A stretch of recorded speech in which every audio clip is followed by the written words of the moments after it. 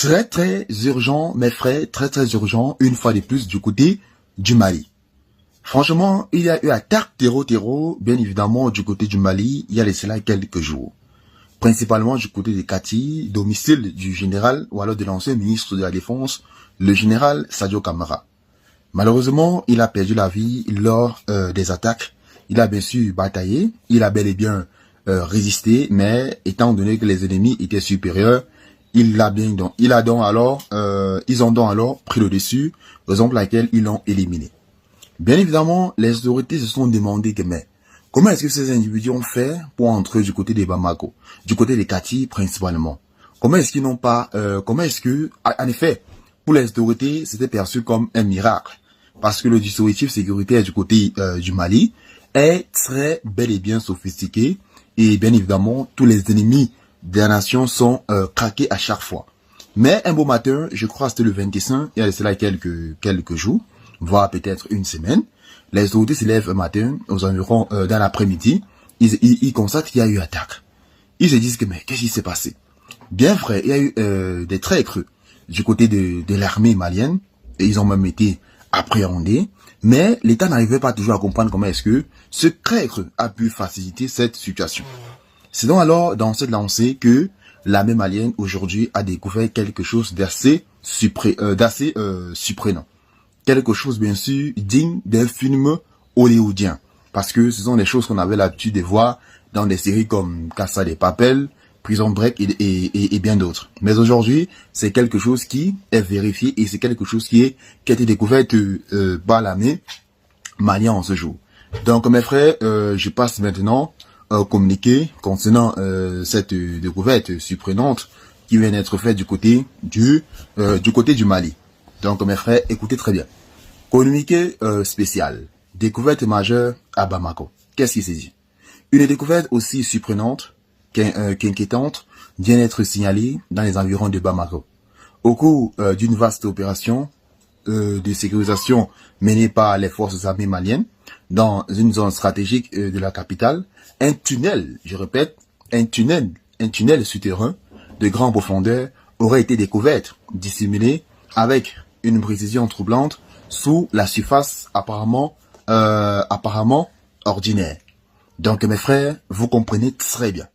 C'est-à-dire, la question qui est posée maintenant, c'est que, comment est-ce que ces tunnels ont fait pour être creusés? Qui l'a fait? C'est-à-dire, ça veut dire tout simplement que ces tunnels est peut-être relié à un autre pays et c'est pas là que les assaillants passent afin d'attaquer le Mali.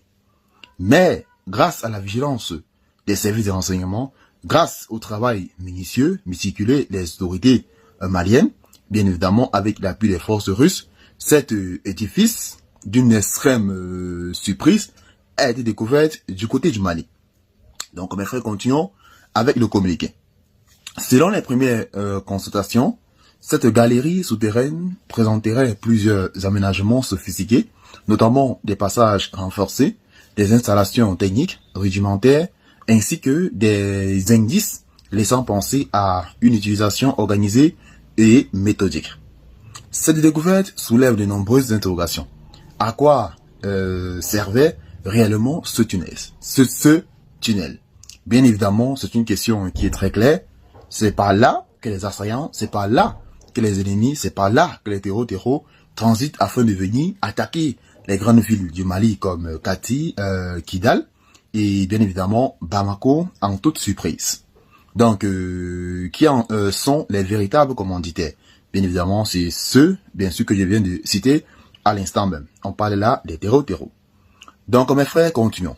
Et surtout, depuis combien de temps cette infrastructure opérait-elle dans l'ombre à l'insu de tous? Des sources proches du dossier évoquent une possible utilisation à des fins de transit clandestine ou alors clandestin, de stockage stratégique ou d'activités souterraines susceptibles de menacer la stabilité et la sécurité nationale. Face à cette situation, les autorités compétentes auraient immédiatement renforcé le périmètre, tandis qu'une opération approfondie sera en cours afin de déterminer toute l'étendue de cette affaire. Donc mes frères, pour continuer, nous disons ceci.